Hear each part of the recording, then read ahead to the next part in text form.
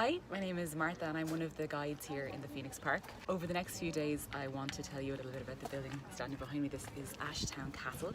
So I suppose before we go inside we might start with a little bit of background as to how this building got to be here and what its previous functions have been. The earliest recorded owner of the castle is in 1641 and it's John Connell. He's a distant ancestor of Daniel O'Connell and he sold Ashtown Castle to the Duke of Ormond. The park was founded as a royal hunting park in 1662 and stocked with fallow deer, the descendants of which still roam the park today. Now its function and its residence changed quite a lot over the following centuries. From the 1780s onwards, it was the residence of the Under Secretary for Ireland, the highest ranking civil servant under British rule in Ireland. The office of the Under Secretary for Ireland ceased to exist upon the foundation of the Irish Free State. So for a brief time from 1922, Ashtown Lodge was used as the residence for the American ambassador to Ireland. But for most of the 20th century, it was used as a residence for the papal nuncio. So that's the Pope's representative in Ireland. And this remained the case right up until the late 70s. So 1978, the papal nuncio moved out to a new residence on the Navan Road.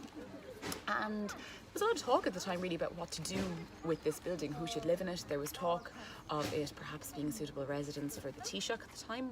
Now, before we go any further, I would just like to give you a bit of an idea of what the building actually looked like in the early 80s when this surveying was happening, because it's unrecognisable really from what you might be familiar with if you know what Ashtown Castle currently looks like.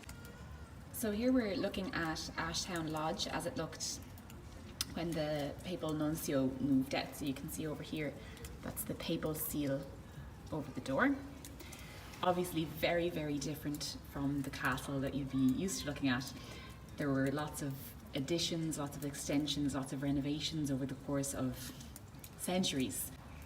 Unfortunately, during the survey of the building, when they were thinking about using it as a residence for the Taoiseach, they found that it was really badly damaged with dry rot and so it had to be demolished. But they did this demolition really carefully, and it's over here, this section, is where they found Ashtown Castle.